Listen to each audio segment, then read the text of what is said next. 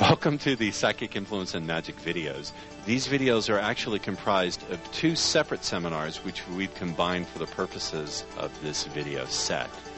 The exercises you're going to see the students doing are actually from two separate seminars, as are some of the narration and some of the lecture. But you're really going to enjoy it. This is some of our cutting-edge stuff. My intent and my purpose in these videos is to demonstrate, first of all, that magic is something that we do commonly all the time anyway, we just don't recognize it. And secondly, that remote influence and psychic things are not to be limited to the realm of people with special abilities. It's just the way things work anyway when we can tap into that level of connectedness. These videos contain some pretty challenging ideas. Some of these ideas may offend you. I certainly hope they do. If they do, I've done my job. Multiple viewing of these videos is suggested. So sit back, learn, change your life, and remember, keep going straight forward towards what you want. Bye now. I don't feel it is myself anymore. Okay? He says, I don't feel it is myself anymore.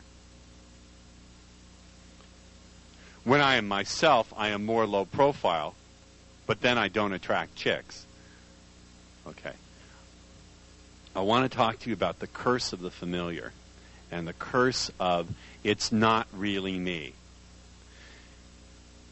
Look up here just for a second. Have you ever wanted to try out a new way of responding or a new way of acting in the world, but you said to yourself, it just doesn't feel like the real me, or this doesn't feel like me?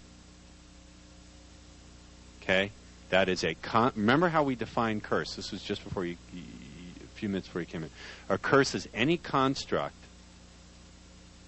that what? How do we define curse? Someone read it back to me. A curse is any construct that keeps people trapped in a certain condition and or identity. So when you say, it doesn't feel like me, what are you trapping yourself into? You're trapping yourself into what you've been doing up until now. You're guaranteeing that it will extend through. So add to your definition to curse that extends through time. Although it's implied in there. That keeps people trapped in a condition and identity that extends indefinitely through time. What's a cultural frame? I want to hear these comments. What do you mean? He said it's a cultural frame. I don't want to go grab the microphone. Hang on a minute, but I'm going to.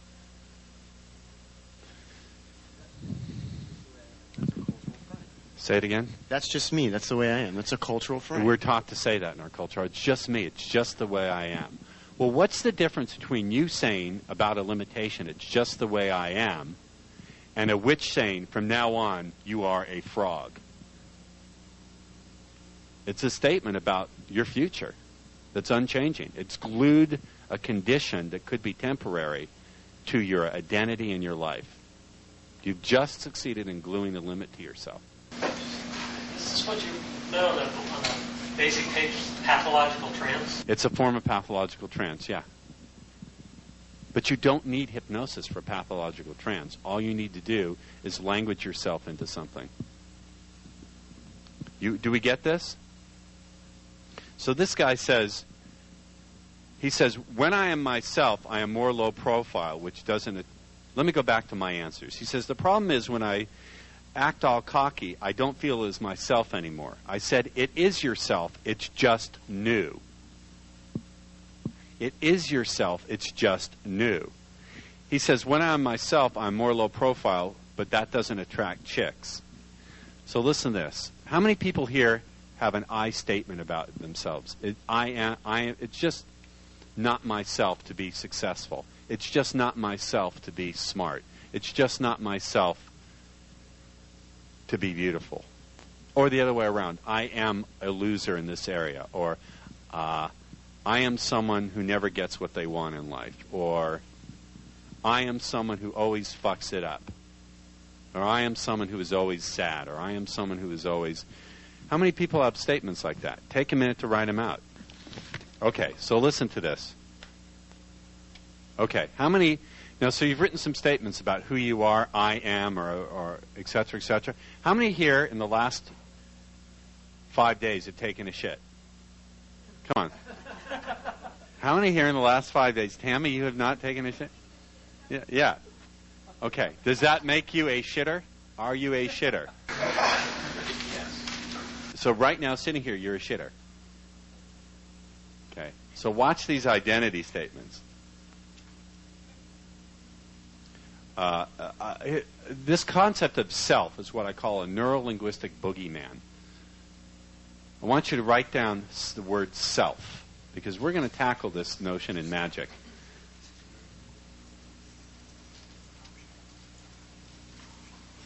The notion of a self is a very popular one, but it's what I call a neuro-linguistic boogeyman.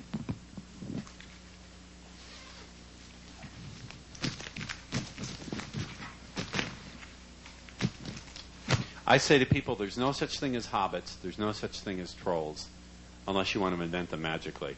And there's no such thing as a self. Because when you say, it's not myself, how many people have a belief or have had a belief like this? It's not myself to be confident around beautiful women. Come on. Huh? I don't language it that way. I know. Well, how do you language it? I'm not successful with women. Okay. I am not a person who's successful with women. Right? You ever put that down. So it means it wouldn't be yourself if suddenly you were successful with women. Who would you be? Sorry. Yeah, exactly. But so suddenly if you were successful with women, who would you be? Great. I'm successful with women. But would it be yourself to be successful with women? Okay. All right. So this concept of self, yes, go ahead. I look at it from a different angle. Other than I'm not successful with them, it's like they wouldn't be interested in me. Oh, they wouldn't be interested in you. So you're making a statement about their selves. Well, it's like they wouldn't like me because I'm not. Wait a minute. So you're making a statement about their selves. Well, if I say an attractive woman and I say, well, I like her, but she wouldn't be interested in me. Okay, so you're making a statement about who she is. Whoa. You just turned her into a frog. You just turned her into something. Oh, you follow me? I want you to follow this. If you say, she would not like me, you just neurolinguistically in your mind turned her into someone who's incapable of having a certain response. True? Just like if you put a curse on someone and said, they are not able to speak, poof, and then the person can't speak. You've cursed that person in your mind. In your mind, you've turned them into a certain person who's incapable of a certain response. So guess what? Are you going to be able to get that response from them? Huh? Yeah, because, well, I mean, in other words, the response of them rejecting. Yes, but were you able to get any other response other than one you've glued to them? Why? Not through any kind of mystical thing, but because you won't have the behaviors that will change them. You won't even look for them. You'll delete them. Does that make sense? Does that make sense? Yeah. No, it doesn't make sense. But you understand is what I meant. Okay. So watch these. When it comes to magic, one of the advantages of magic is instead of thinking in terms of an intrinsic self, some mystical self who you always are, think in terms of an exo-self, a self that... Yes, what's your question? What you were saying to him, could you think of that as an illusion that he's creating? Yes, it is an illusion he's creating, but he's invested it with being real. If he says that person could never like me, he's assigned an identity to that person that extends through time, right? You don't just say, she wouldn't like me in this moment or in this particular approach. You're going, she'll never like me. So you're assigning, what's our definition of a curse? A construct that glues an identity, or condition or identity to someone through time, right? So you've just cursed them to you. And them, it has no effect to them. Say again, Tammy, I'm sorry. Oh, no, I was just asking if illusion was a word that you could use for that and saying that he set up an illusion. Sure. Okay, are we following? Okay. So I want you to think of it, magically speaking, instead of thinking of only having one self, what if you could create different selves to achieve different tasks that you wanted? I'm going to say it again. How many people here have changed their clothes in the last week? And some of you need to answer no. Okay. So you don't say how many are wearing something today, right now? Okay. When you think of your clothes, are you only thinking of what you're currently wearing? So how come when you think of your thoughts, you're only thinking of the responses you're currently capable of, or the ones you're used to? How come when you think of yourself, you only think of the one that you're currently in? Why don't you give yourself the same freedom when it comes to choosing identities as you do when you choose your clothes? See, the whole concept of magic says, let's think in terms of an exo-self.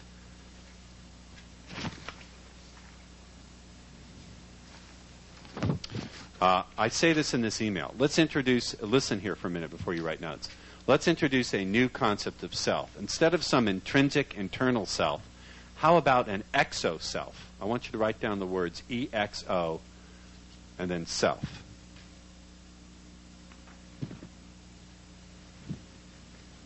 A self that exists only as you interact with the external world. This self, the exo-self, is completely behaviorally and state-based, and therefore can be whatever you choose and design in the moment. Think of exo-self, changing, fluid, instead of intrinsic self. Now, is there an intrinsic self that always exists? Maybe there is, but it's not particularly useful when it comes to doing magical work. So what if you could learn to choose to create different selves with different aspects and different attributes according to what it is you wanted to do? Do you understand? What if you could choose to create a self that's totally tolerant and is laid back and calm when you need to be that way? What if you could create a self that's confrontational when you need to be confrontational and take it off like clothes? You change your clothes according to where you go. For example, if you're going out to a formal place, I would hope you don't dress the way you dress now, right? You think about what's appropriate for the environment you're going to be stepping into. Well, what if you had that same kind of freedom and choice and flexibility? And someone's going, well, how would I know what's the real me? That's the whole point of the investigation. That's the whole fun. You start to have choice in what's going to be the real you. You start to have choice in what your responses and attitudes are going to be. Does that make sense? This is kind of threatening to some people because it feels really unfamiliar. It feels like you're starting to be unglued a little bit. That's the whole point. That's the whole point. Thank goodness, man. Thank goodness. Because that's when you start. If there's less certainty, it also means there's less boundary. If there's less boundary and less limit, it means there's more possible. Think about that. Think about that. It means you're stepping off the map.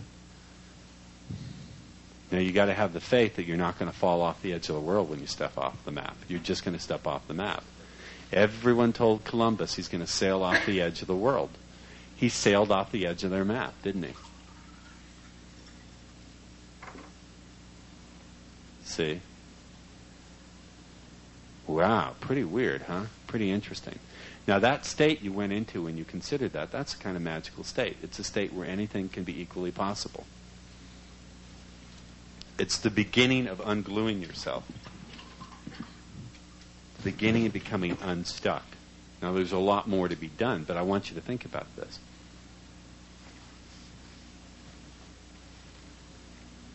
Put that away. Questions or comments so far? Yes, sir. By the way, it occurs to me you always sit in the same place. You sat on this side. Yeah, you did. I recall you sitting on this side a lot. No, I recall you sitting on this side a lot in the last Speed Life we did. You were on this side a lot. I remember. But go ahead. I won't be rigid about it. Go ahead. Yes, your comment. I was just kind of seeing a corollary between compartmentalizing, the way women kind of enter different states. They're kind of discreet. And so I started thinking about that.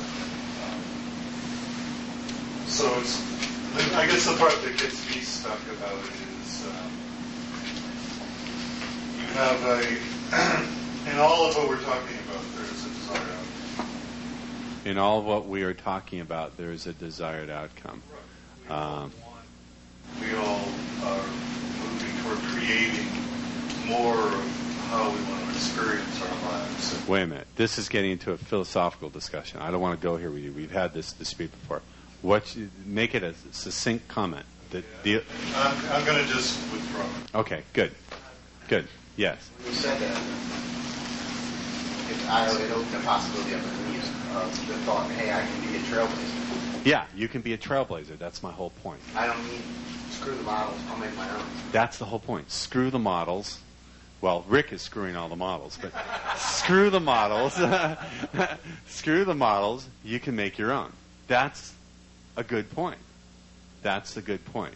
But it requires, it requires that you let go of the constructs that have been keeping you trapped. And it requires that you begin to have some attraction for what's unfamiliar, with some intelligent thought. I'm not talking about things that put you in physical danger. I'm not talking about that. For example, I wouldn't suggest, just as an exercise, that you become a member that you put on a Klan robe, that you become a member of the Ku Klux Klan just to explore what that reality is like, and then run through Watts yelling, nigger, nigger, nigger. Not a good idea. Okay? But I'm thinking about just letting go of some of your own, rigid restrictions on who you think you have to be. Letting go of some of those. You understand? And part of also, if you look at speed seduction, aren't we aiming at women letting go of their traditional ideas about what they find attractive? Right? Well, how can we expect them to do that if we don't let go of some of our traditional ideas and responses? You go first. Think about that. From the outside, from people who don't understand speed seduction, it seems like bullshit or voodoo. Right? Because their way of thinking about the problem is so stuck in a certain parameter of ideas. Not only can they not do what we can do, they can't even think about doing it. It doesn't even occur to them to think of those things. What? It angers a lot of people because it's challenging everything they know. See, here's the thing. If you don't even know that things are there, if you can't even recognize them, how can you begin to utilize them and move them? You can't. Does that make sense? Okay.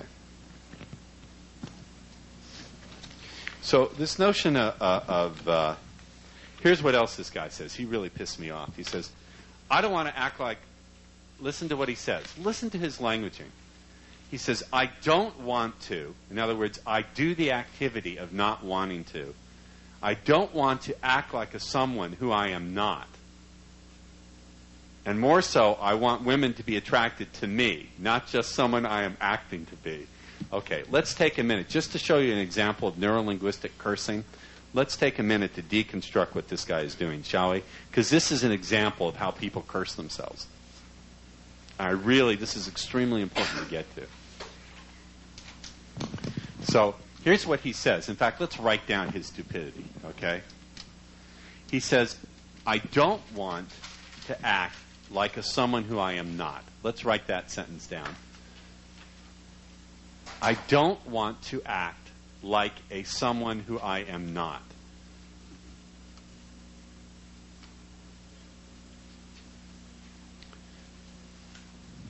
I'm sure each one of you has an area of your life where you think this way, by the way. Yes? No? I don't want to act like a someone who I am not. Has everyone got that written down? Now let's look at this statement and see where the cursing is in this statement, shall we? What does this mean? I don't want to act like a someone who I am not. What does that really translate to? First of all, how does he know when he's acting like someone he is and someone he isn't? What is it that lets him know that an act he's doing is him and an act he's doing isn't him? By what he's done before. Look at that statement. Look at that statement. His statement is, I don't want to act like a someone who I am not. Well, how would he know?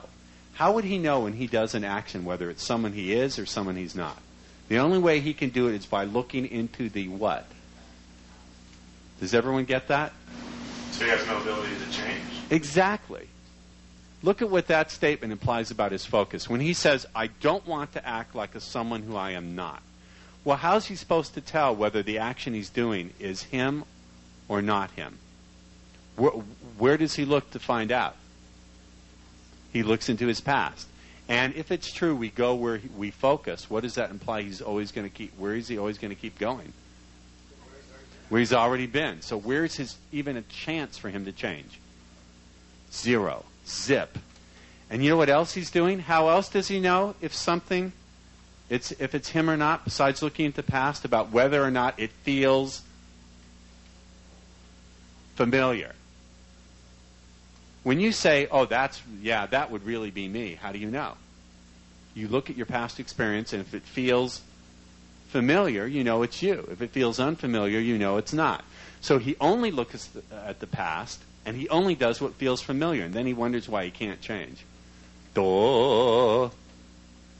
How is that any different structurally or the end result than a witch saying, poof, you're a frog, and you hop around and you eat worms and try to crap tadpoles or whatever?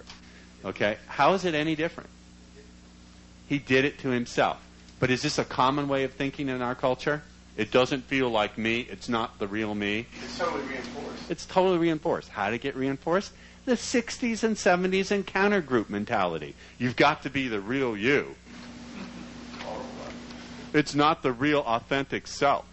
Well, these are people who are trying to be helpful, but they're actually gluing the problem into people. So can curses be transmitted culturally? Let's have a big fucking nod. Yes, curses can and are transmitted culturally. And you thought your mind was safe. I want you to really think about this. I don't want to act like someone who I am not. Well, how does he know? The only way he can tell who he is by looking into and by checking whether or not the proposed new behavior feels familiar. Think about how the familiar can be a curse. Now, I want to step back here and be even more precise about this. There is a mechanism in the human mind looking for what's familiar. It's part of the overall process we call generalization. In NLP, we say people generalize, they delete, and they distort. That's how the human brain and human mind work. So let's take a little side map here, a little side road into NLP for a second. What are you feeling here? You look puzzled. My wheels are spinning. I'm just thinking. Okay, good. Okay, let's take a little side map, because when we talk about what feels familiar, that's part of, in NLP we say people generalize, they distort, and they delete. Now, the concept of familiarity is not all bad. The concept, familiarity is part of or a byproduct of the process of generalizing. And generalizing, if you did not generalize, you couldn't survive. If you had to stop and rethink what this is every time you looked at it, you'd go nuts. So part of learning to put things into categories, which is what you were driving at, Ed, is the notion that you have to generalize. Is this a chair? Does it fit into the category of chair? Yes? So you know what you can do with it. You can sit down on it, right? If you had to, every time you looked at a chair, go, what is that? What can I do with it? You go nuts. You couldn't function. So generalizing and looking for what's familiar can be, and in fact is, a necessary required process. Does that make sense? If every time you looked at a door, you had to figure out anew what it was, you'd have the mind of a baby. Babies are incapable of generalizing because everything is new to them. Do you understand? So they have part of maturing their mind is learning to do this.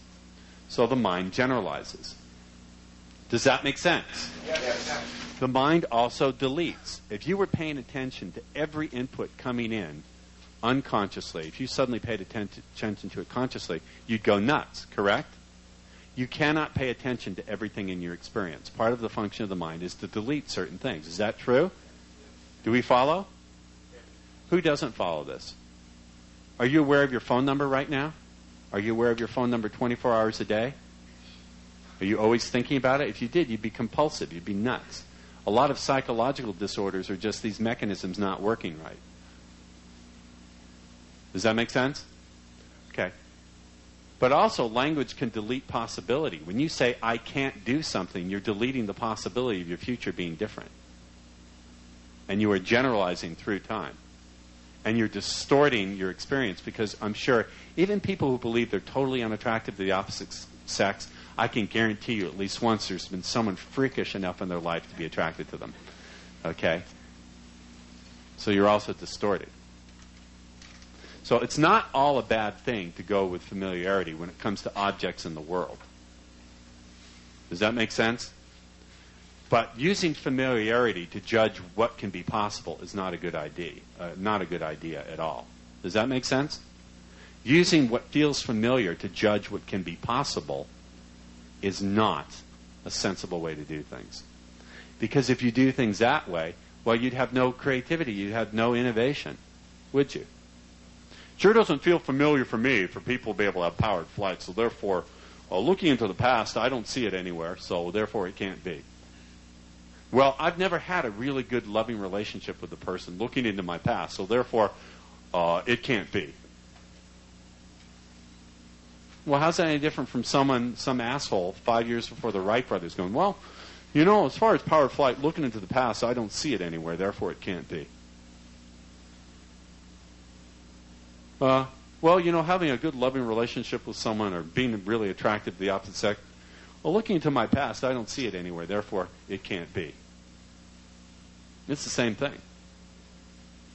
Now, I know it can feel real, and part of what keeps you stuck there, or what has kept you stuck there, is the feeling that it's real. So we're going to show you some ways to get rid of that feeling as part of ungluing it. But is this making sense?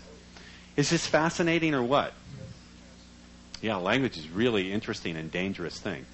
So, who was it who pointed out that culturally this thing, it's not the real me, is glued to us? Yes, it is. There's a lot of weird things that are glued to us in our culture. Another real weird, crazy thing that's glued to people is money. Why do you think people have so many ruins on the subject of money? Because on the one hand, we're conditioned to chase after it. On the other hand, we're taught that as soon as we get it, we're wrong. Sounds like sex, come to think of it. We're taught to chase after it, but we're also taught as soon as we get it, we're wrong. And people wonder why the two biggest ruins are on... People have... what's the most common strong buttons that people have in life? Money and... Well, is it just a coincidence that we're taught to go after it, but as soon as we get it, we're taught it's wrong to have it? Duh. Get away from me a little closer. I can't stand you because I love you so much. I'm only hurting you because I love you. You don't need a magic wand and a bat's head to curse yourself or other people. You just need to use language in a stupid way. Not anymore, right? I want you to think of something. I want you guys to stop and think of a time when you really did something so fucking stupid you're so embarrassed to this moment to think about it. Because it was so fucking stupid. I mean, it was just embarrassing. You ever feel really embarrassed? Huh? Have you ever felt really, really embarrassed? I want you to look at me when you think about that feeling, that incident where you felt totally embarrassed. Okay. You got it? No. I want you to think about using your language to limit yourself. Okay. Stupid. By the way, if you can learn to attach embarrassment to all the limits that used to be familiar, embarrassment's a really powerful thing because it's part of feeling unfamiliar with attaching feelings of ridiculousness to it. I got that from watching Bandler, but it's true. He said that many years ago. What if you were learn to just be embarrassed about the old limited ways you did things and just laugh at them like, well, that's fucking stupid. No one could ever love me. Well, I could never have a good relationship. My relationships always fail. I'm just ugly. You know. Okay, listen to what else this guy says.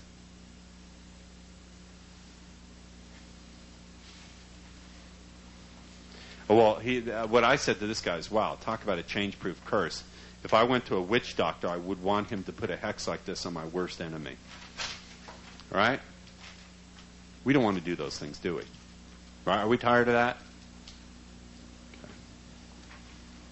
I really mean this. I'm not just trying to be metaphorical about it, although I do use metaphor. I really, truly, honestly believe that language acts in a magical way. Yes? All right, good. Absolutely, positively. No, I've just done a magical act. My magical act is I've made water glasses disappear so I don't know where they are. So I'm going to magically make them reappear. Water glasses, they're over there. Any questions so far? Comments? Come on. There's got to be something going on in your minds. Not you, because you're going to give me a speech. Actually, I think you have really good input, but you need to cut down the words. It's really about just changing your limits. In fact, hang on a second. I'm going to present an idea to you. I want to get to you. The idea I'll present to you is if you want to be powerful and impactful in your communication, which I know you do, learn to put it through less words. Every word you use dilutes the power of the overall message. The fewer the words you can use to convey what you want to say, the more each word has more power. Think of it like this. Let's use a metaphor for making money. Which is easier, to make $10 off 100,000 people? No, strike it. If you want to make $1 million, is it easier to make $100,000 off of 10 people or $10 off of 100,000 people? Which actually requires less effort and has more impact? Yeah, it requires less effort to make $100,000 with 10 people if you want to make $1 million. That's where it's easier. You understand? Each piece of effort gives you more impact. So listen. So learn to think of the message you're going to give and offer it in as few words as possible, because then you have more impact. Yes, what was your comment? I'm sorry. What you're saying is we're really talking about just getting rid of your limiting beliefs, right? Yeah, and we're talking about looking at the processes that impose limitation, because it's the same processes that impose limitation that can create possibility. Okay? My question is, Yeah. when you talked about less boundaries, uncertainty, how that presents us with more opportunities and what. Right. True. You agree with that? Yeah, I totally agree with that. That's great and that's wonderful, but that also presents fear. So what do you do with the fear? Stop. Okay. Fear. Of the unknown. Hold it. Fear is a neurolinguistic label. Let's talk about this just for a second. I understand there's a feeling state. Think of the feeling state you get when you're about to step into the unfamiliar. And without labeling it with a label, just see how it feels in your body. Now, is that fear or is it excitement? Physiologically, it's the same thing. But slapping on the label fear will determine where you go with it. Okay. So your statement was there is this thing, fear. I'm saying there is a reaction in your body, yes. But maybe fear, what you call fear, is not a sign that something bad is about to happen. Maybe it's just a signal to pay attention because you're stepping into something new. So when you label it fear, you are neurolinguistically gluing a certain interpretation on that you then lose choice over. What if you were to simply label it feeling excited or unfamiliar? Think of the difference in your experience when you take that feeling, which I acknowledge is real, that's a real signal. See how your experience shifts when you label it fear, then wipe that label away, and now label it excited alertness, a sense of excitement that something different is about to happen. Do you like going to new places that you've never been to before? Do you like to travel? Well, but wait a minute. Keep the microphone. But when you travel to someplace new, it's unfamiliar, right? You're seeing sights you've never seen before, right? How does that feel? Don't answer me, but get the feeling in your body. Feels good. Okay. But it's very close. If you stop to examine it, it's a very close feeling. The only difference is, where does the energy go? I want you to think about this. I am. And experience it. Where does the energy go when you use the label fear, and what direction is the energy pointed? When you use the label excitement, where does the energy go? Exactly. So when you choose the label fear, you're choosing energetic compression. Okay? When you choose the label, hey, wait a minute, this is exciting, and I'm going to be alert and aware. If you just assigned it the label, ooh, different. If you just assign it the label different, or make up a word, and push the energy out, notice how your experience changes. See, because listen, when you used to, listen to my language, when you used to assign the label fear to something that's merely unfamiliar or different, You then identified yourself as being a fearful person. But now when you wipe that all out and take that starting feeling and go, wait a minute, this is just something that's new. This is just different. And push the energy outward. You can begin to see yourself as an adventurous person. Do you understand the difference? I do. Now, I want to see you do it energetically. Right now? Yeah, I want to challenge you, man. So, Seriously? yeah. So what I want to see you do is really think about something that's completely unfamiliar and get that fear response. And notice how it compresses so here's why you come here, come up to the front of the room. If you're going to be here, then I'm going to mess with you. I know. We don't need this. So turn around. Yeah, face everybody. So that's right. So what I want you to do is get that feeling of being in something that's unfamiliar, that doesn't feel like you. And get that fear sense. What I want you to do is take the energy, as you feel it compressing in, push it out like this. Literally, take your hands and push it back out like that. Yeah. But when you choose to make the change, push the energy back out. Uncompress yourself.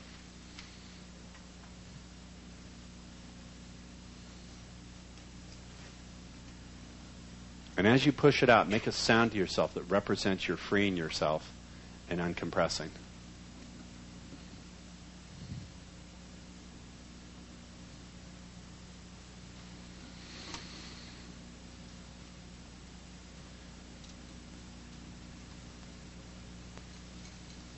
And one thing that will help you to do it is, as you're feeling compressed, if you just bend forward a little bit and round your shoulders, so when you uncompress, you straighten up. Okay? So you've been compressed enough. Uncompress. Well, no, you're good at compressing. I want you to uncompress. You're not compressed enough? No, I'm compressing more. Well, no, you can compress real well. Yeah, uncompress. Uncompress energetically as well as linguistically. Okay, good. Well, you don't have to lunge forward, but you can't. Okay, good. And see, she didn't compress. She compressed a little bit when I criticized her, but she pushed it away. Good. I'm always testing. Well, wait, uncompress a little bit. So do it again. I want this to be part of a habit. See, the thing about you is you've been exposed to a lot of tools for change, but you haven't necessarily used them because you've been invested in where you were.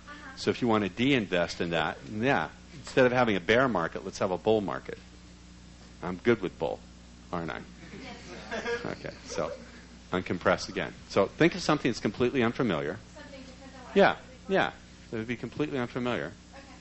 That would make you feel compressed.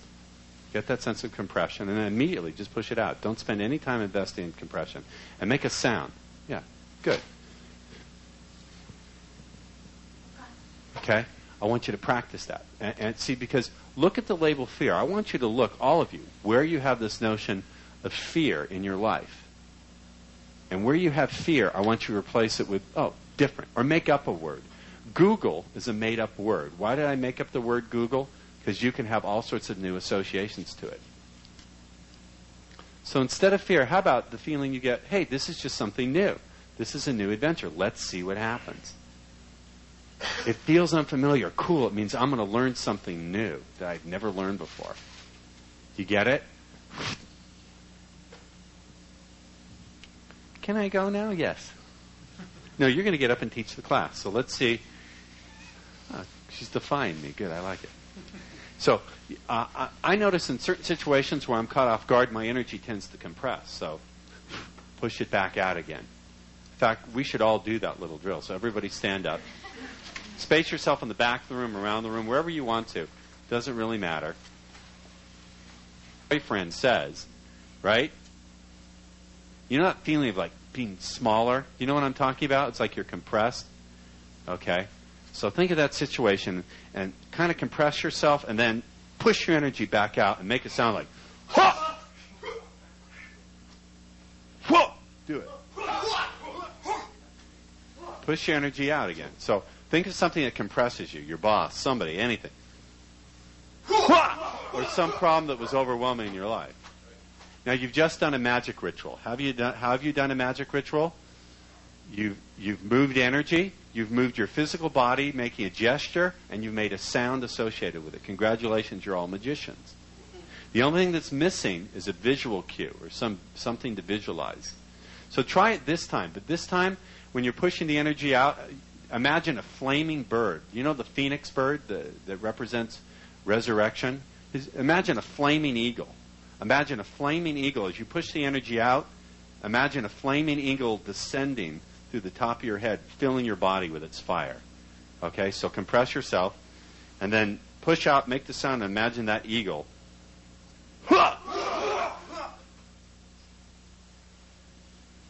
Keep your hands out as the energy fills you.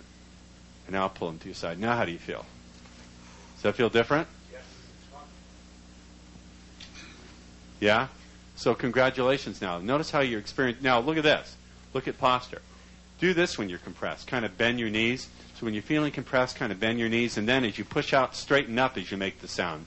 And now see that flaming eagle descending through the top of your head, filling your body. Keep your hands outstretched. Physiology matters. Now think about that situation that used to compress you. I'm serious. How does it make you feel now? I don't see any major difference with what's going on with you, Tams. Are you getting this? Yeah, why are you picking on me? Because I'm watching your physiology to show me what's going on in your mind, and I know you. Okay, does this make a difference? Congratulations, you've all done magic. What were the elements? Hold on a minute. You had the intention to change. You didn't formulate a specific statement of intent, but you had an intention to change, okay? And what did you use? You used energy, movement, sound, visualization, posture. Congratulations, you all just did a ritual. Did you notice how many people noticed a difference in the feeling state when they bent their knees and then straightened up? Anybody notice a difference? Did it feel stronger? How many people noticed by actually making the physical movement of pushing out, your energy popped back out again? How many noticed that making the sound helped? Okay. How many people noticed that flaming eagle descending into your body added energy in? Anybody? Anybody not notice it? Some people will not notice it at first. It may be new to you. Okay, congratulations. You've just done a ritual. That's pretty cool, huh? Did we? Now, there's some other elements of ritual, like banishing and forming a statement of intent. We could have made it, more formal. We could have evoked entities, but you just did a ritual. And also, it dealt with a magic word, a transformation of a magic word. What was the magic word? Fear. What did we change fear into? Different. It's just different. I would encourage you all to come up with a new word. Make a word up. All the places where you've been using fear, make up a word that represents a state of excitement and anticipation about experiencing something different, whatever that word would be.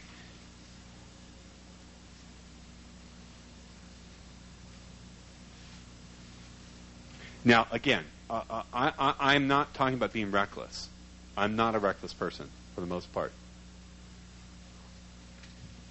I'm only reckless when myself and the other delectable person are naked and we're enjoying each other. Then I can get reckless. But otherwise, I'm pretty unreckless. I'm pretty calculating. Zach, you have comments, which I appreciate. Did you want to say something? Actually, I don't have specific comments, but I thought that was awesome. Well, thank you. That's a comment. I like that. Zach and I learn a lot from each other. Excitement, anticipation. Jackson. Oh, and make up a word, too.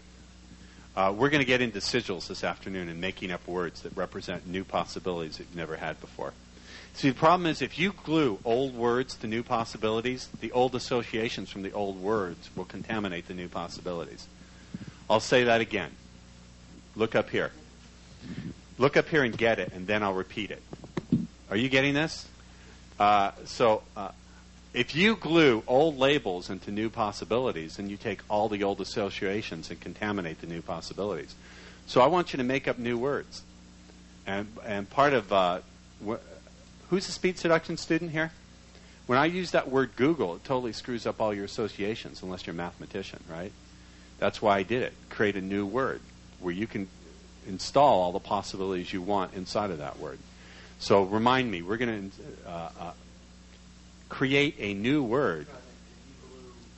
If you glue old labels onto new possibilities, then you glue all the old associations into the new possibilities. You bring all the old associations into the new possibilities.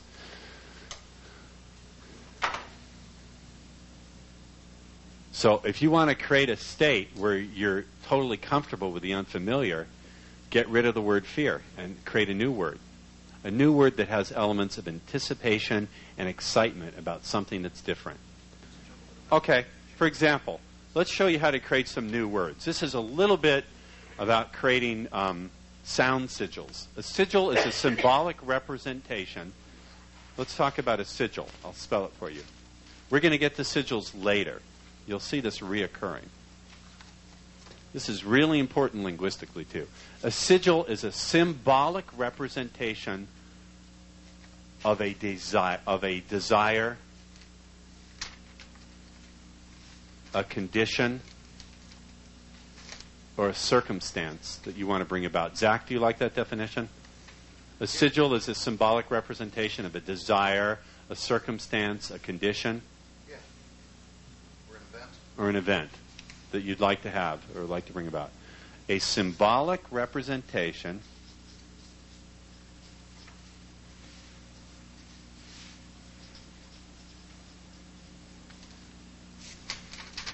of a desire,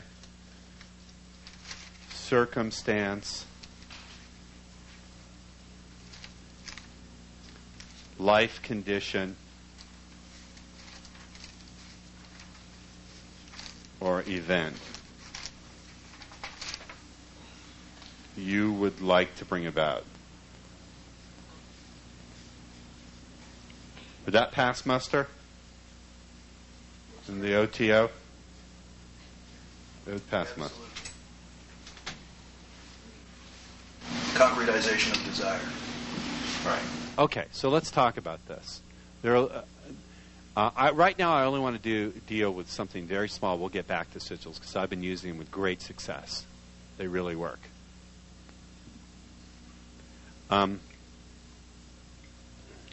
Let's say you want to create a new word. Why do we create a new word? Because that way we don't have to have the old possibilities creeping in. Is that correct? So let's say instead of fear, we want to replace it with excitement,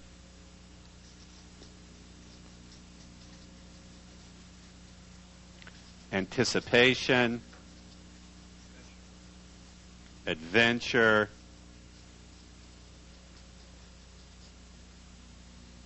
and what else? Excitement, adventure, anticipation, fun, difference. These are pretty good, yeah? We want to create a new word. Now, there's no hard and fast rule for doing this. But what you want to do is take pieces of each. So let's say we took the EX from excitement, the ANT from anticipation, the AD from adventure, the FU from fun. You ever notice that? The first part of fun is FU.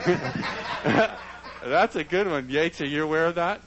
That the start of fun is FU. Excuse me, has anyone ever told you that the start of fun is FU? What do you think of that? What do you think of that as a pickup line, Tammy? You would probably like it? Guys, that's your assignment tonight. Go up to a lady in some place. I'll give you places to go and go, excuse me, but have you ever stopped to think that the start of fun is FU? Or that all fun starts with FU? We're having fun. I'm having fun right now. Okay, excitement, anticipation, adventure, fun, difference.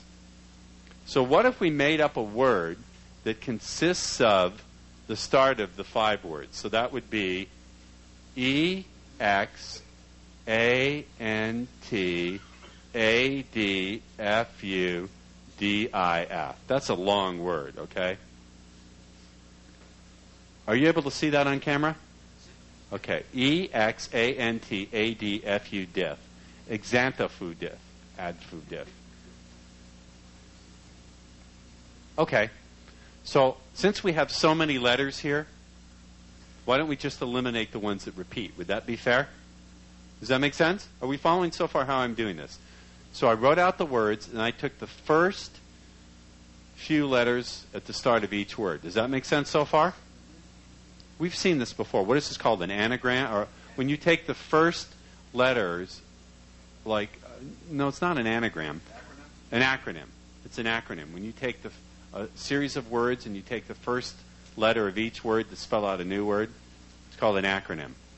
I believe that, for example, the Christians use the Greek word for fish. It's, what is it? ICHTHOS or something, because it also stands for Jesus Christ, Son of God, Savior. So they use the word ichthys and the symbol of the fish. So the Romans would think, oh, they're just fishermen. But it was a way to tell other Christians, here's the secret meaning of this new sect. You get it? But we don't like that sect. So the symbol of Xantar.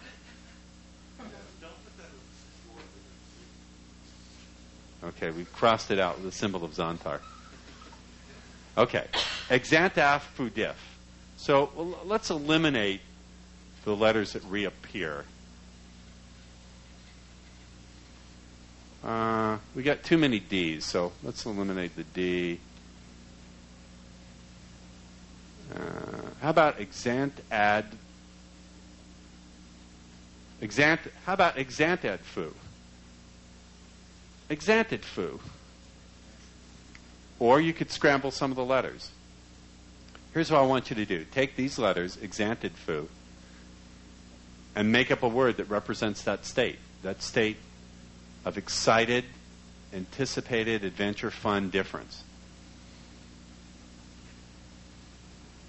How could you do that? You could scramble them. You could turn them around. You could, how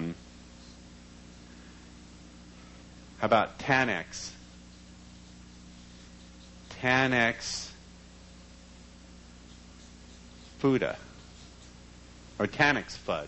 Let's eliminate the A. Tanex Fud. Eliminate letters that repeat to shorten things if you want to. Tanex Fud. Make one up that resonates for you. Does that make sense? But it contains the elements of all the other words. How about ducks?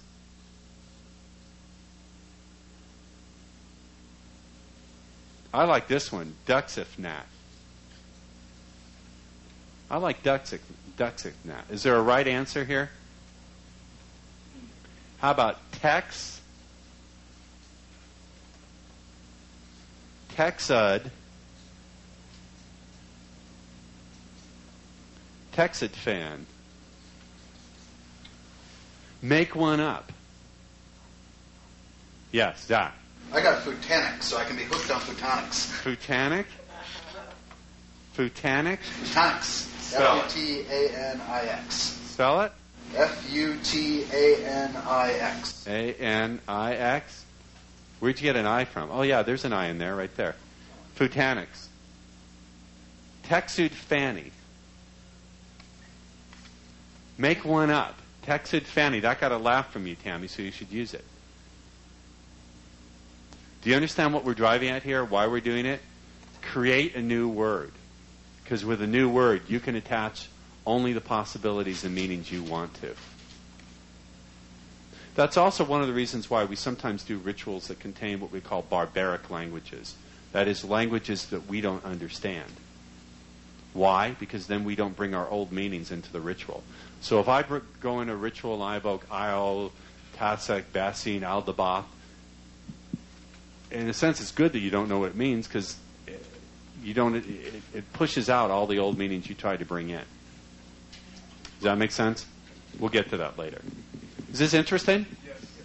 So I want you to spend the next 5 to 10 minutes creating a sigilized word that represents that state for you, that state of excitement, anticipation, adventure, fun, difference, that you're going to bring into what feels unfamiliar. Does that make sense? Do we all understand the drill?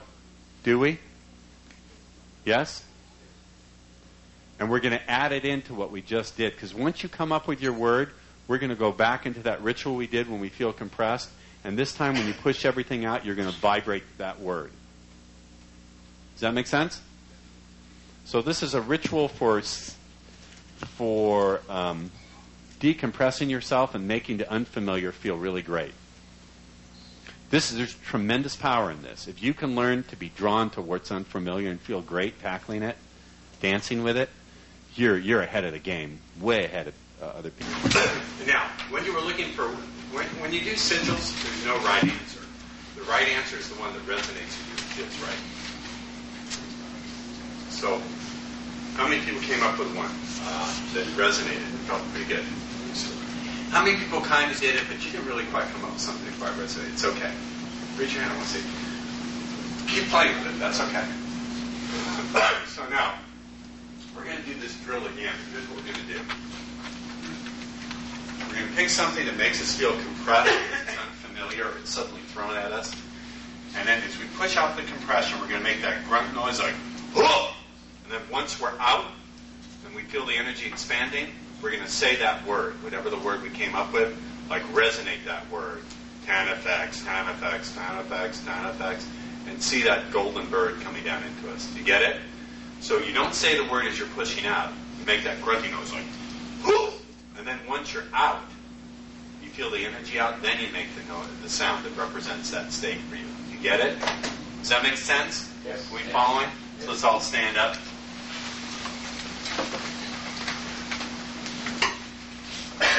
So pick something that feels really unfamiliar, makes you feel stressed, what you used to label as fear or being out of control. Okay, you want to like bend your knees and compress yourself, and then as you push out, and then say your word, whatever it is. And then see that golden bird coming down and filling your body with energy, keeping your hands out. Keep your hands out. It makes a big difference once you're out. Keep your hands extended. And lift with the small of your back instead of your shoulders. I learned that in yoga class. You got it? Let's do it again. So here, look at me. The steps are get into the compressed state. As you decompress, look at me. As you decompress, you come up, push out, and make that whoop. And then once you're out here, say the word that represents your state. Really vibrate that word. Tanifex, Tanifex. And then see the eagle coming down into the flaming bird. Ready? Just go do it. I know it's gay. You can do it anytime.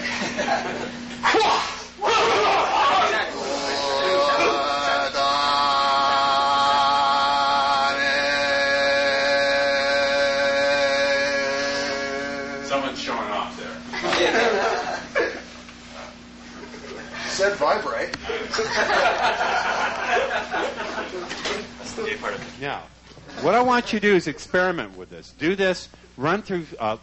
Find the areas in your life where you felt compressed or you feel something's really unfamiliar, and do this drill. Run through like 5 or 6 of them tonight. It's your homework, and I want you to notice the difference it makes when you do that part of vibrating your word at the end, whatever it is. And as you start doing this, your unconscious will start cooperating. For example, I was doing a phone consult, and as soon as I got off the phone, I sat down, and the following phrase came to my mind. Norwaj Diphthong Hajibong. It means nothing. But that's what came to my mind. It said to my mind, Norwaj Diphthong Hajibong. What the fuck is Norwaj Diphthong Hajibong? So I got on AOL, and sure enough, my buddy Phil Farber, who wrote a great book called Future Ritual, which I highly recommend. It's all spelled one word. Futureritual. Future Ritual by Phil Farber. Phil happened to be online. I said, Phil, what does Norwaj Diphthong Hajibong mean? He said, I don't know. And I told him that it just came to me. He said, well, if it just came to you like that unconsciously, do a little ritual and just start resonating and see what it means. Now, for me, what it came to me that Norwaj Diphthong Hajibong means, it's a chant, whatever it is, that opens up complete, unconditioned, unlimited possibility. It's a way of taking all conditioning and all limitations and turning it off and making things happen quickly. It's an ungluer. It's an unsticking chant that takes all the stuff that was glued to you, that was keeping your possibilities from flowing, and pushes them out.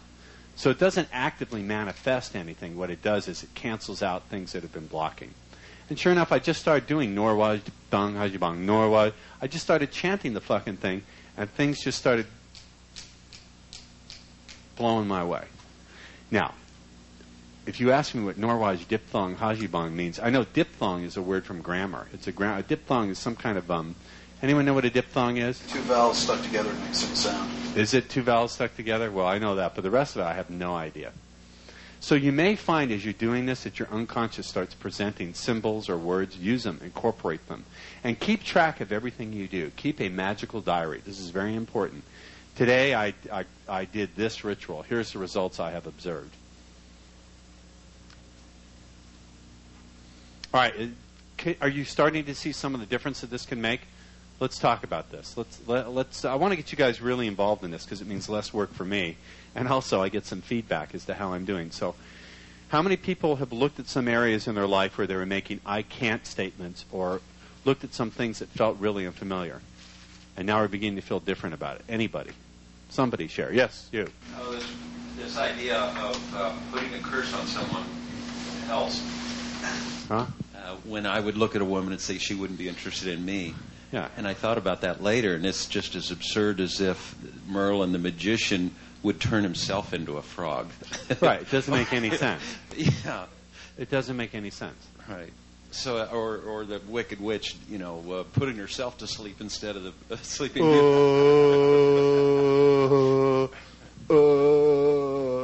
Yeah. In fact, if you think of some area of your life right now, everyone stand up. Stand up. Think of some area of your life where you just, up until thought you can't do it, and do this. Go,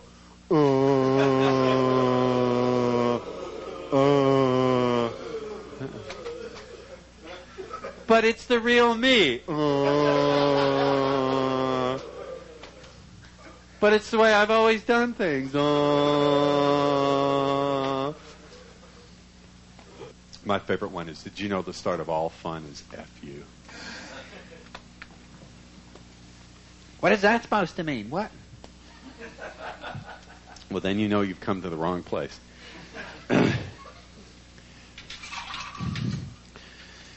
Just think, if I had a real job, I could come up with any of this. I'd be busy doing other things. What does that mean anyway, a real job? What does that mean? That's an interesting construct. Why don't you go get a real job? Well, what the fuck? Wait a minute. Something you hate. Translation, why don't you do something you hate for 8 hours a day, just the way I do? Think about that. The things that people tell you, why don't you do a real job? I have a friend who really needs to be here today, but she'll be here later. And her mother is like one of the champion psychotic witches I've ever heard of. Her mother says, I just want to let you know that anything I've ever done to you to hurt you was unintentional. But everything you've done to hurt me, you meant to do. And you'll live with that the rest of your life. And I said to her, you know what? Next time your mother says something like that, just let her finish, laugh, and go, you know, Mom, I really don't feel like eating the poison apple today. And hang up the phone. Because that's what she's doing. She's handing you a poison apple. And she went, you're right. Oh, my God. She said, you're absolutely right. You are getting smarter. I said, no, you're just listening. But it's true. Think of all like the poison apples these wicked witches in our lives hand to us. You know, we don't have to eat it anymore if we don't want to. Yeah, that's a good one. Why don't you go get a real job? You know, or why don't you act like anytime someone puts the word real in front of something, they're attempting to neurolinguistically bind you because they're leaving out real as defined by me. Why don't you get a job that's real as defined by me? Why don't you get yourself a real man? When are you going to start acting like a real lady? Translation, when are you going to do things according to the way I say you should? But if they blatantly said that, if they blatantly said, why don't you do it exactly the way I tell you to, that would be too blatant. So they've got to hide it. See? I'm watching these control mechanisms in my own family. My niece is currently dating someone who her parents don't approve of because he's not Jewish and he's from the wrong country. They're like, why don't you get yourself a real boyfriend? And I said, hey, she's fucking him. He's her real boyfriend. She's sucking his dick every night. That's her real boyfriend. But now it's okay for me to say anything like that to my sister because Tom Cruise played me in a movie. And she cannot believe that. Tom Cruise, she said every time, I can't believe Tom Cruise played my brother in a movie. She keeps saying that over and over. I said, well, I can't believe it either because he's way too short to play me. You know? He's 5'5", is he? Right? 5'6"? He's a real short guy, and I'm 6'2", in my bare feet, yeah. No, she does believe what I do. Yeah, no, she likes what I do. That's okay. That's all okay. So, is this interesting stuff? Are you enjoying this? Questions so far? You know, can you tell I'm a lot less wound up when I do these? I don't have the same sense of urgency. When I do the speed seduction things, the way I look at it is those guys are on a sinking boat, and I need to get the water out of the boat, get that fucker patched up, or they're going to drown. I don't have any time. I got to get it all done because no one else. Yeah. And just curiosity, whether anybody that wrote that Magnolia was covertly or overtly. My stuff is spread through Hollywood like a virus. I see my stuff a lot, and I'm not just imagining it. I've seen it on TV shows and little things in movies where they're definitely using my languaging. They never consulted with me directly or asked me about it. Did they come to your seminar and don't let you? I think they get the home study courses. We have a lot of people on our mailing list, you know. I'm sure we have people from government agencies. In fact, I'm sure we have people from government agencies, you know. So I offered to pull someone's FBI file if they wanted to see it, you know, just as a favor. Well, I don't know if I want to know what's in there. So, not that I could do any such thing. I couldn't. So anyway, I'm excited about this. To me, this is an incredible exploration of I think people are capable of so much when they learn to unglue themselves. So let's get back to this. So unspelling, uncursing, undoing, ungluing. Now, I'm going to dip into my own book of magic here. I keep journals and logs, and I'm just going to show you guys this. It doesn't really make a lot of sense. I'm just going to show you what I was working on here, and then I'm going to diagram it. See, I was just taking notes. I was thinking to myself, what keeps people stuck? And I thought to myself, you know what? Why am I not getting all the results I want to get out of life? I mean, I know. By the way, my life feels good. I do really well. I'm thinking, why are there some areas in which I'm feeling kind of stuck, where I still haven't gotten quite where I want to go? Right? It doesn't really make any sense. You can look at that if you want to. And so I got into a meditative state. In fact, I did a little ritual to help kind of unglue my creativity. And I thought, what is it that really binds people? In addition to language, which we just looked at. Okay? So bear with me. This is coming right out of my notes. It's unrehearsed in the moment. But we're going to kind of do this process of creating together. I think one of the reasons why I'm here doing this and able to do it is my parents uncursed me. My parents gave me a very powerful permission.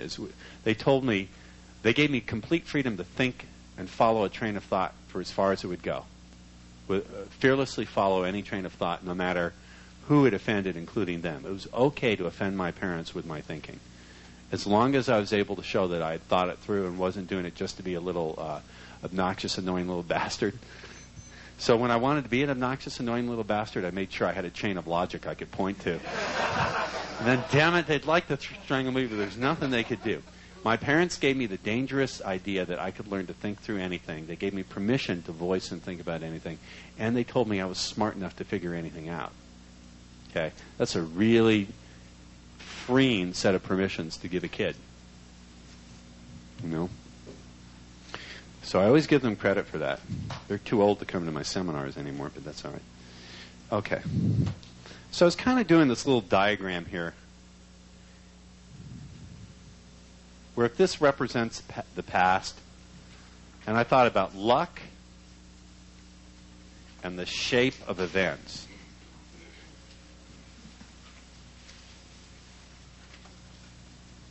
Have you ever felt unlucky? I'm serious about this. Have you ever felt things just have you ever gone through a period where everything goes wrong? And have you ever really, really, really wanted something in your life, and no matter what you did, you just could not manifest it, and you felt unlucky, or you felt cursed? And you thought, wait a minute, something's not right. There's just something wrong. It shouldn't be this difficult for me to have what I want. Have you ever felt that way? Have you ever felt that way? I felt that way, guys. With everything I know, with all the tools at my disposal, I have felt that way. This is why I continually tell you, seek out teachers who don't portray themselves as gods.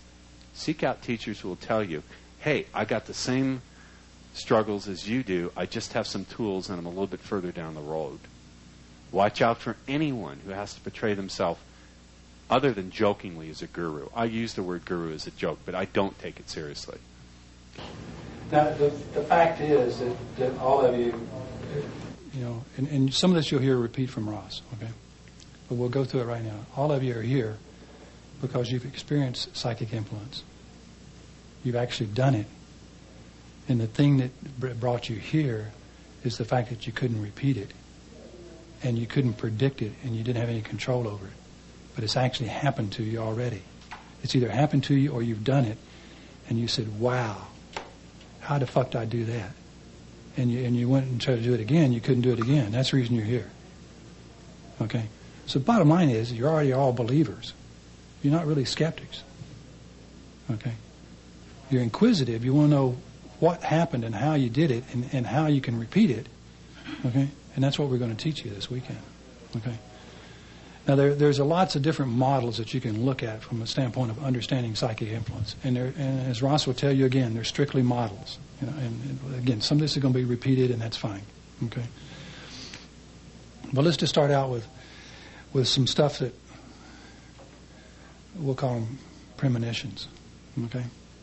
How many of you have something happened where you knew what was going to happen in the next instant or minute or so? Okay? Yeah. All right? You knew it was going to happen. Typically, as a kid, I use the example of the baseball player. You walked up to the plate and you knew you were going to get a home run. You knew you were going to deliver. Every one of you have had that kind of experience where you knew that something was going to happen and it was in your hands and you were going to do it. Right? So you've already had that experience. You might have called it coincidence. You might have just dismissed it as a once-in-a-life event, which made it so. And it hasn't happened since then, and now you're back. Okay? You may have written it off as just being lucky that time. Right? You made a whole lot of excuses for it, but in fact it's a natural thing, and it's something the brain does all the time naturally anyway. You just haven't had the ability to control it and do it predictably. Okay? And you already know that. Right? So there's lots of things out there in the world that up to this point in time you've experienced and you've dismissed as being non-real. Okay? When in fact they were real. Right? And think about some of the stuff that you already accept as being real. Now the one I use, in fact, it's a little bit in somebody asked about, Bill asked about, psychic sexual command. Right? How many of you believe in radio? Yeah. Everybody better raise their hand. If you believe in a radio. Yeah, AM, FM radio. Okay? Can you hear one right now? No.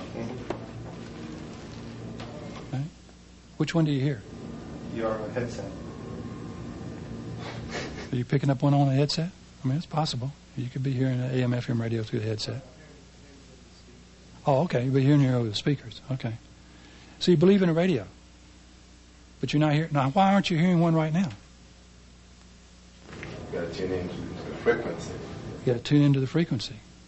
Now that brings us to this next question: how many radio stations are actually bombarding you with their signal right now that you can't hear?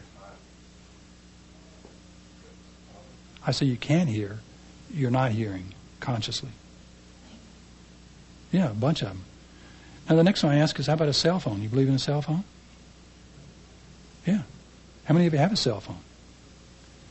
Exactly. You hear a cell phone right now?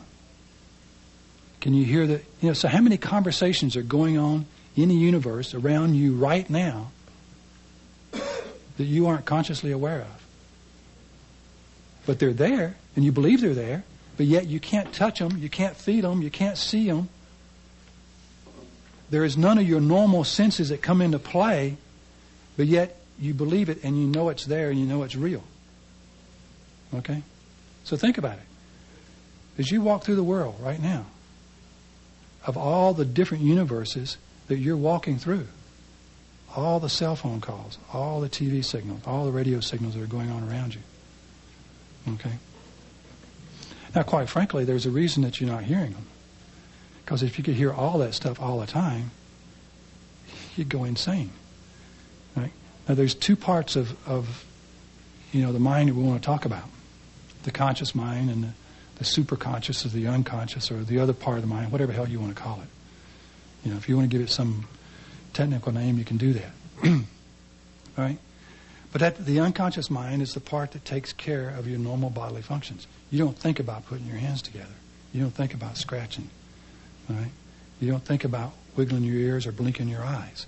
This is all an unconscious function that's taken care of. The purpose of the conscious mind is to observe, and detect patterns and store stuff. And then when you got it where you don't have to think about it anymore, it's stored away and then it's done automatically by the unconscious. How many of you ride a bicycle? First time you rode a bicycle, did you just jump on and go? No. You fell down. Did that stop you from doing it? No. You got back up and started riding it again. How many of you drive a car? Right. Do you consciously think about getting in the car, and changing the gears and looking at all the mirrors, constantly, looking at all the mirrors and looking in front of you and constantly scanning? No.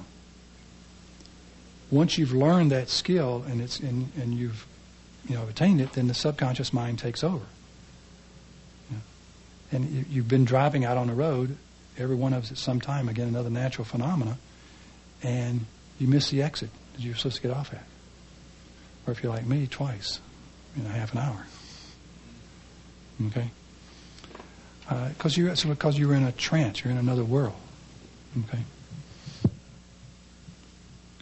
And the conscious mind, wasn't there. Right? So again, you've already experienced these things, and so as a model, strictly as a model for the conscious mind to understand, think about your brain as being a transmitter and a receiver. Okay, and what you're going to do is you're going to learn to tune the transmitter. You're going to learn to aim the transmitter, because you know that the transmitters can be directional. Okay? Right? You're going to learn to increase the power of the transmitter so you can get more range. Right? You're going to be able to control your transmitter. You're going to be able to do the same thing on the receiver end. You're going to learn to control the receiving, the sensitivity of the receiving, the filter mechanism so you only get certain messages. Right? And again, we're talking about just from a model standpoint. Okay? It's just one way of thinking about it. Okay? Now, there's another way of thinking about it. And this is Ross's primary way of presenting it, and he'll present it again this way. And I happen to agree with him. And that is that we're all connected anyway. That you don't really transmit thoughts from one person to another. They already have the thoughts. All you do is turn them on and off. Okay? And what I tell people, I say, go back and rent the movie Star Wars and watch it again. Okay? There's a lot more truth in there than you realize. A lot more truth. We're all connected anyway. So all you got to do is clear up that channel of connectivity, and you're already there. Now, this has already been proven. They've taken particles, right, and put them in these mile-long, accelerometers, and they'll take a single particle, and they'll split it, and they'll send one half of it this way, and one half of it this way. Okay, and then they will take this half, and they will exert some type of force on it. magnetic force. For example, maybe they'll flip its polarity. And when they do, this one flips. Immediately. There's no connection between them, supposedly. You follow me? And science already proven this. Okay? Right? And so that's there. So all it amounts to is that you just have to learn. You know, how many of you have been in, this is another case of something you know. You know, you've seen something and you say, oh, I saw that before, and you just said deja vu. Okay? When in fact, you may not have seen it before. It was just a premonition. You saw that it was going to happen, and in fact, it did happen. Okay?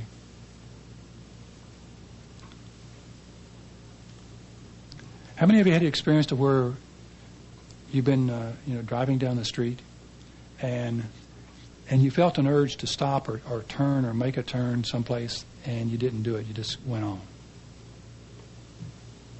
Okay. What you're going to learn this weekend is you're going to learn to follow those. You might call them, in the past, you may have called them hunches, you might have called them instincts, you might have called them gut feelings. Okay? But you're going to start getting messages, that you're going to be getting. You're going to be driving down the road, and you're going to be getting this urge.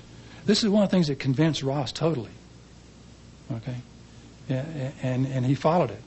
In this case, we're talking about manifesting this girl that he wanted to meet. And he had this picture of a perfect girl that he wanted to meet. Right? So he's driving down the street, and he gets this urge, to pull in and stop at this coffee shop that he hasn't been in months or years. Okay? Walks into the coffee shop, and there sits the girl. Okay? That's the type of things that you're going to start happening to you. Right? If you allow them to. If you just resist them and keep on driving, then that's what it's going to be. Right? But this is the type of things you're going to start noticing, and the type of things that's going to happen. So the things you're going to get, very connected with this weekend is the whole concept of when it comes to psychic stuff, there really is no such thing as skepticism. It doesn't really exist. There's a case of misinformation. And some of it, by the way, is a case of where your government wants it to be that way. Okay?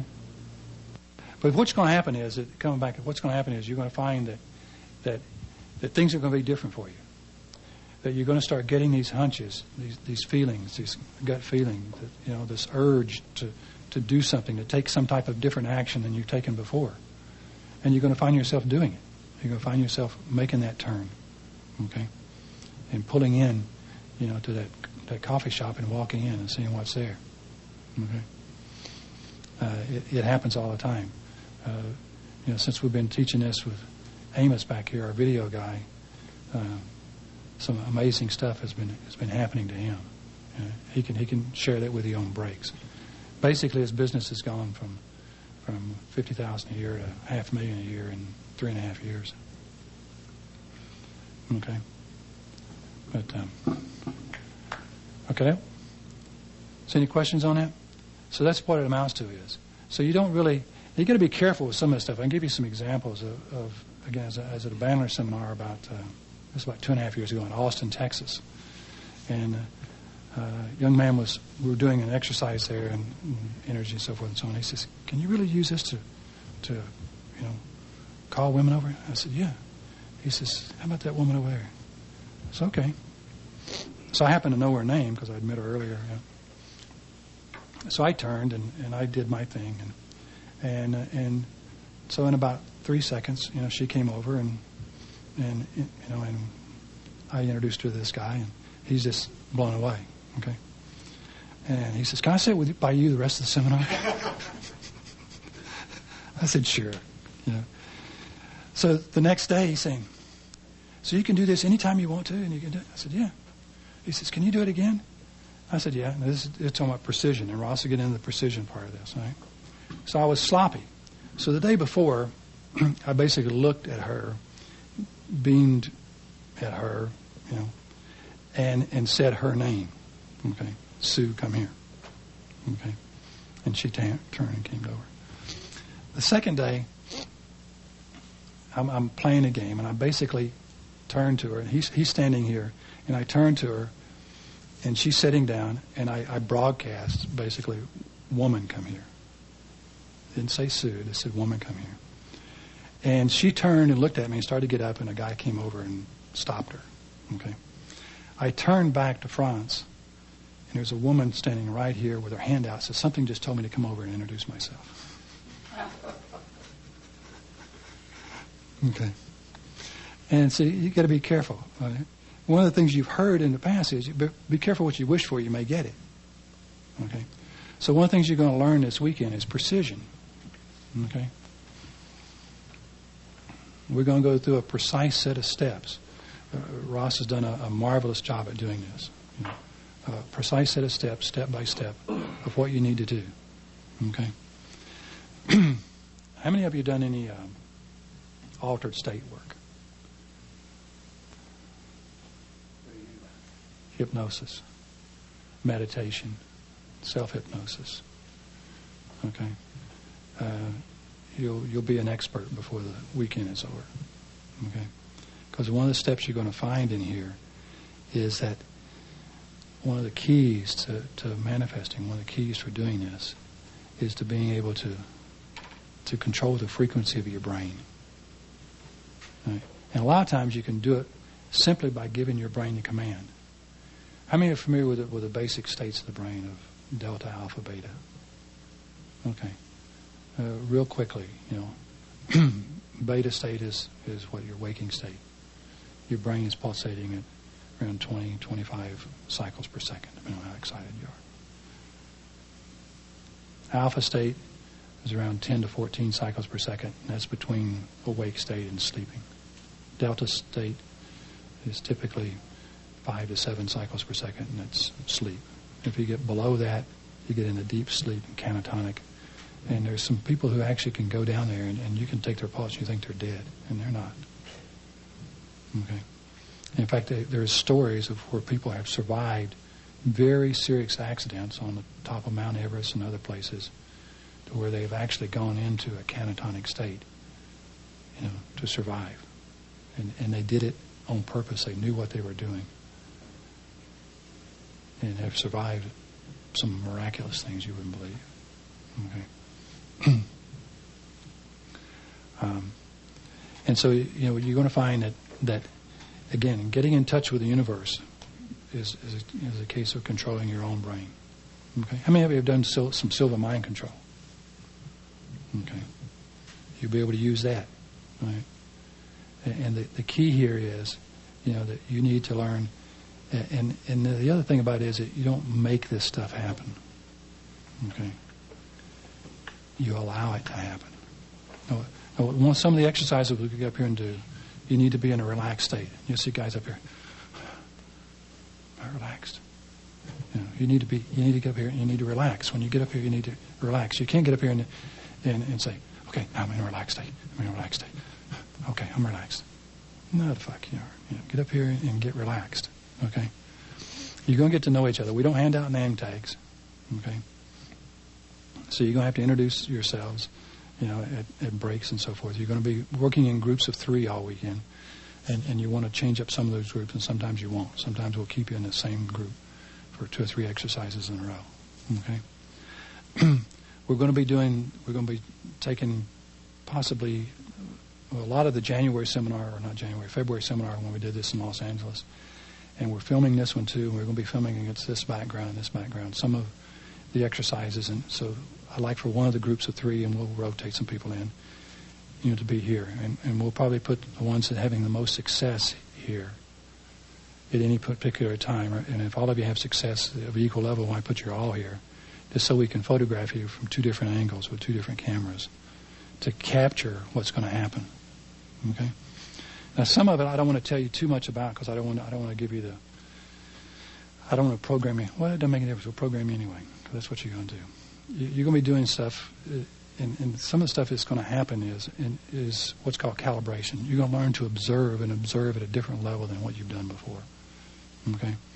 So there'll be one of you be standing up here like this, and there'll be another one up here standing up here like this, and you'll have your backs to each other so you can't see each other. And there'll be a third person standing over here observing the 2.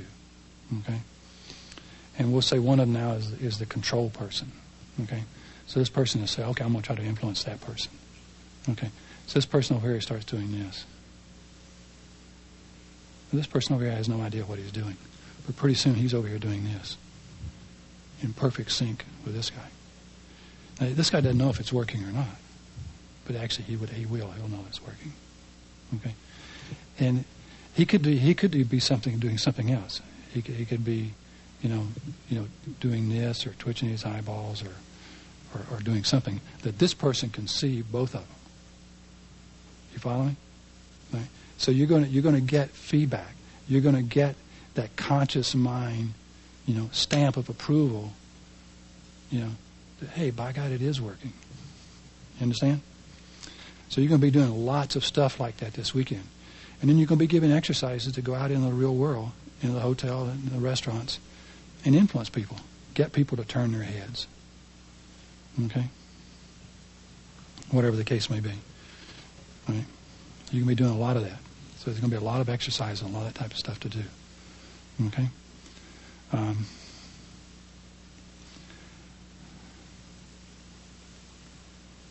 Now, how is this particular seminar different from the one you did in the Bahamas?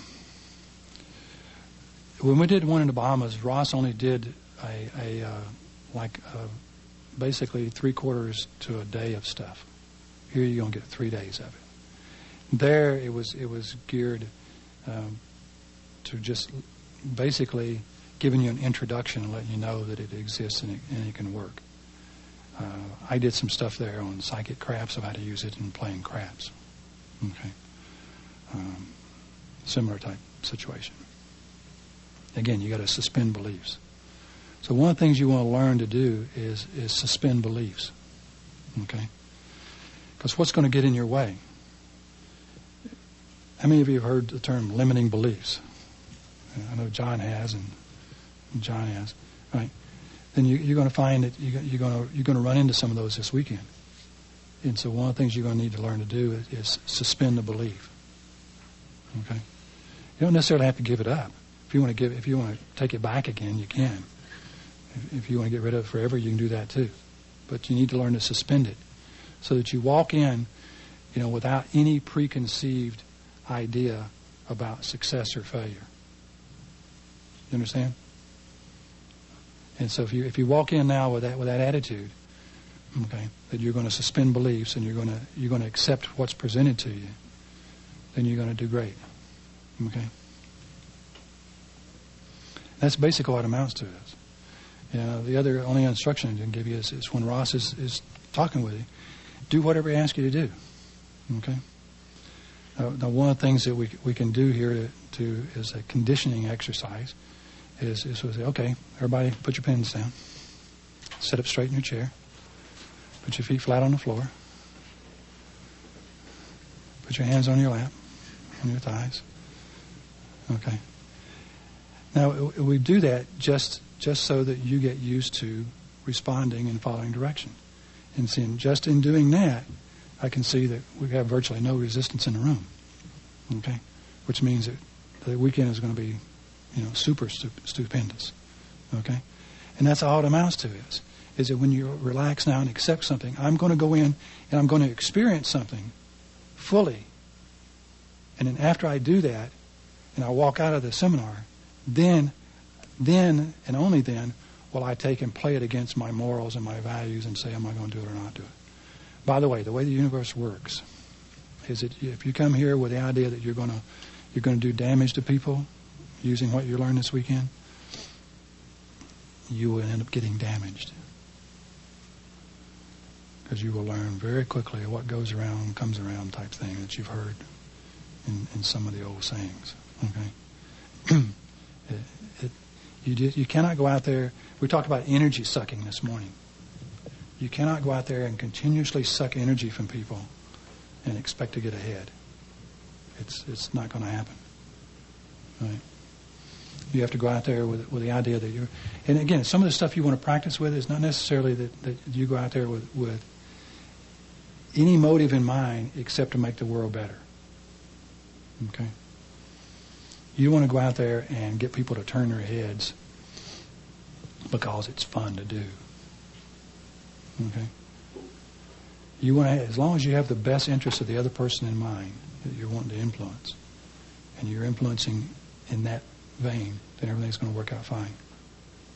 Okay? If you have some, it's just like when Ross talked about manipulation. If you look up the word manipulation, manipulation is not bad or good. It's simply moving with deliberateness in a direction.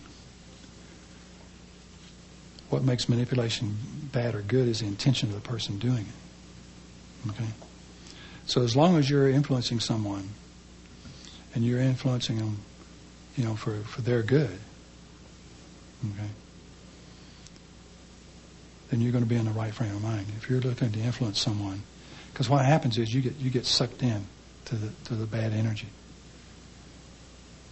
If you actually want to go out there and do damage to somebody, then you're going to end up getting sucked into that. It's going to be you damaging yourself. Good morning. Your name, sir? Your name? Assad.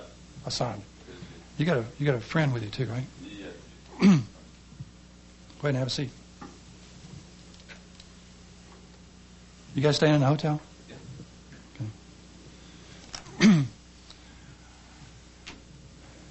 Any questions so far? Yes.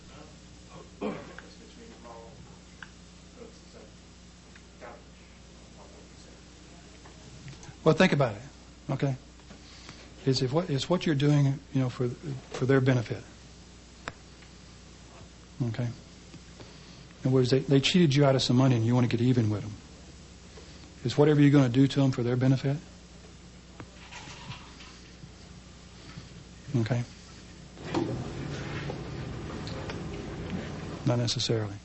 So, in fact, getting even is a good thing to think about there. If you want to influence somebody to get even with them, then the motives are wrong. You follow me? Does that make sense? Okay. If you want to influence somebody because you want to make their life better, or you just want to contribute positive energy to them. Okay. Some of this stuff you can just practice, and again, from the standpoint of being in the right frame of mind, you can practice very, very easily. And some of it is very, very simple that you want to find yourself doing. Some examples I give is I'm walking down a mall, and up against the escalator is two of the guards, two female guards. Okay. And I walk by them, and I look over at them and I say, it's okay to smile. And I go on. And they busted out laughing. Okay. Now, what have I done in that little simple exercise? I've contributed some positive energy to the world. I think he's calling you up here. Is it Rika? You want to join him up here, or you want to stay back there? I didn't see that chair was in. Okay. Now, there's one here if you'd like to sit up here. Sure. All right. So you want to go through the world. The other analogy that I use in this is we're teaching you guys to be Jedi Knights. Okay. And if you go out in the world and you decide you want to be a Darth Vader, man, we talked about this with you the very first seminar. Remember? We took Gino aside in the very first seminar, and we says, hey, we detect something in you, very, very early that's not too good, right? And Gino, accepted that feedback and acknowledged that we were correct, and basically he's, you lead a different life since then. Life's a lot better, isn't it? You can talk to Gino, because he came to our Cancun Speed Life seminar, 3 years ago now. Yeah, and it worked wonderfully, especially the psychic stuff on the way back. As a matter of fact, in a plane, I was blown away in most sense of life. I mean, it was great. Yeah, he can give you insights from the standpoint of changing his, because basically Gino, if it's all right if I share a little bit, Gino's basic premise that we detected with him, Gino was out to screw people. He didn't really care about people, except for what he could get out of them. Okay, and then basically what he wanted out of them, was either blatant sex or money. Okay, or both. Okay, I'm exaggerating a little bit, okay? And he realized that he didn't have their best interests at heart. And when he changed that attitude, he could tell you about his dad's business. His dad builds, by the way, I was telling him, his dad builds violins. And my understanding is he's like one of the top 2 or 3 people in the world at building violins. But he wasn't being successful as a business, okay? And so Gino got involved in it. The violin business took off, and the rest of it's history. You can talk to Gino about it, okay? But it all started when he made that switch. And he got some real experience real quick in that life's better that way. Okay? So when you walk through the world with the idea that you're going to contribute to the world, and you're going to make the world a better place, at every opportunity you get to do that, okay, then this stuff is going to work that much better for you. Make sense? Yes. Okay? And you may be doing some stuff like, those aren't the droids you're looking for. Yeah. If you remember that line out of the movie. Again, go back and rent Star Wars and look at it again. So that's basically what it amounts to. Is we're all connected anyway. We're all connected anyway. It's simply a matter of now you being able, to influence the other person to now have those thoughts that they really already have there. Okay? It's just a matter of flipping them. Just like the energy particles. Okay? And again, you can share with Assad and Rika, during the breaks and so forth. Some of the stuff we talked about here is that you've already experienced psychic stuff already. That's the reason you're here. It's not because you're skeptics of psychics, it's because you've already experienced psychic stuff, but you didn't know how to control it or how to make it repeatable and how to direct it. So we're going to teach you that. Okay? Yes, Gina? And how to speed it up, because sometimes it takes longer. Sometimes you can affect the speeding it up. Sometimes it's not. Sometimes it's a matter of remember we talked about being precision and being precise, right? And if I'd have turned to this lady and said, Sue, come here, in that particular stuff, it could have, it worked because implied there was now. Okay. But otherwise, it could have been 15 minutes from now, and she could have come over. Okay. But the fact is, I already met her, had a connection with her, and so there was, But if I hadn't, you might even test this when you go out into the world here and stuff. Okay. It's a matter of turn your head now, turn your head in the next 30 seconds, and see. So when it comes to the speed of what takes place, in some of it's case where you just gotta let go of it. This is where the conscious mind comes in. If you do some of the exercises we do here, and you want to psychically influence, and we'll take you through, a set of steps, or and Ross will explain this to you, a ritual, okay, which is basically a set of steps that we're going to get you in the proper state and the proper energy and everything else. And you go through that ritual, and you send out this message to the universe that you want this thing to happen, okay? Then you need to let go of it. You need to clear your head consciously and go on. In a sense, you forget about it, okay? And now it's going to occur, okay? So there's a distinction there between, I want to influence somebody right now. I want them to turn their head right now or come to me right now, versus, I want my bank account to have $1,000 in it in 2 weeks. Okay. And if I keep thinking about having $1,000 in my bank account consciously, how many of you have done that from a standpoint of perception of time, and you're expecting a phone call, and it's a very important phone call, and you want it to be right now, and so you're sitting there. Where's the phone call? Where's the phone call? Where's the phone call? Where's the phone call? It seems like it's forever that it gets there, and then it may not come, right? So you want to forget about it, okay? And when I say forget about it, I'm using that term from the standpoint of you're going to do the ritual, you're going to do the set of steps of exercise, you're going to do it, you're going to close that transaction, You're going to send it to the universe, and then you go on. Okay. And some of them you might do something like that, once a week, a couple of times a week, 2 or 3 times a month, depending on the situation, depending on the complexity of what you want to occur. Okay. And that's basically the way you want to use this. Okay.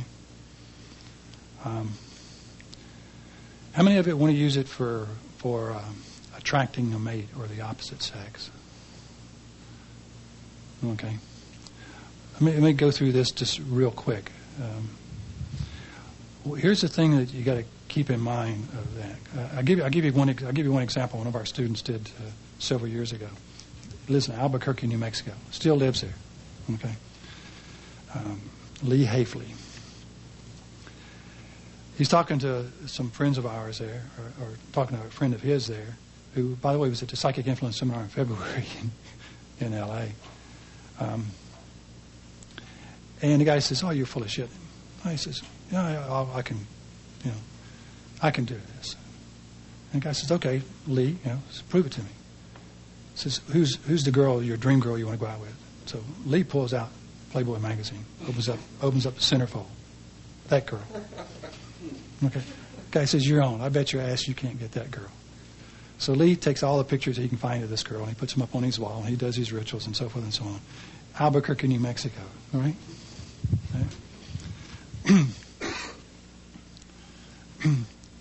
The radio station has a contest. And the winner of the contest is a double date, 2 guys, with 2 playmates at a ski resort in the mountains above Albuquerque, New Mexico. One of the playmates is this girl. All right. So what's he got to do now? He's got to enter the contest and win the contest. Okay. And you got to be the 16th caller after such and such and such and such and all that kind of good stuff. Okay. So he wins the contest. He takes his buddy with him to the ski resort to spend the weekend with the 2 Playboy centerfolds. Okay? They get there, they meet the centerfolds, everything is absolutely great. Except she got married the week before. Okay? So remember we talked about you got to be careful what you wish for? So you don't know how it's going to play out. See? You don't know how it's going to play out. You don't know what the set of events are going to happen that you have to go through. Okay? The universe doesn't necessarily just, bring that playmate and drop her down on his doorstep, and he opens the door one morning, and there she stands. It would be nice. But that's so you're going to get presented with a set of stuff to do. Okay? And you're going to have to, now take and react to those and say, so this is what the universe is doing. Right? So now I go do that. Right? And so that's the type of thing that's going to take place. So time is not necessarily is something that you're going to have control over. Okay? It's something that you can present as an element of the transaction that you're going to do. Make sense? Okay. Any other questions before we proceed on? Okay. How are we doing for time here? We've got about 15 minutes before Mr. Ross gets here. Yes? You talked a bit about calibrating and then differentiating that from influence. Okay, calibrating. Yeah. Okay, let's spend a little bit more time on calibrating. See, one of the things that happens up here is one of the reasons we work in groups of 3 is because you're calibrating. You're learning to increase your sensory acuity. Right? You're learning to see if you had any influence. Okay.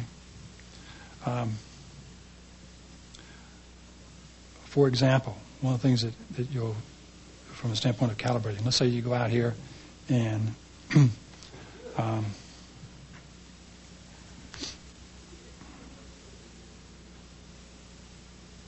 I'll give you an example in the Bahamas a couple of years ago. 3 of us went out by the pool, and across the pool were 2 beautiful young ladies in bikinis sunbathing. We were having lunch there. And so we decided to play some games with them. And so we basically chained together. We all held hands. We all generated energy. And one guy was the focal point of, getting into these girls' minds. Okay? And so we're sitting there watching them and basically writing down their current state. And then we want to, because we want predictability. We want to be able to predict and see what's going on and that we've had some influence. So based on what we were projecting to them, how should they react? Should they get fidgety? Should they get up and move? Should they, roll over? Should they put their backs to us based on what we were projecting to them? And they were pretty much doing everything that we thought they should be doing. But the bottom line is that once we were finished with a little exercise or anything, we took about 15, 20 minutes. Then Dennis gets up and walks around the pool and goes over and sits down and talks to them and asks them. Okay? And they readily, and he asked them in such a way that he did not pull things out of them. Okay? He says, basically he started out, but have you guys noticed anything, unusual in the last, 15, 20 minutes? They said, yeah. There's some kind of, strange energy coming from over and across the pool, and we felt, and they started telling about how they felt, which is what we were been projecting into them. Okay? And so that's calibration, going and getting feedback of exactly what's been taking place. Okay?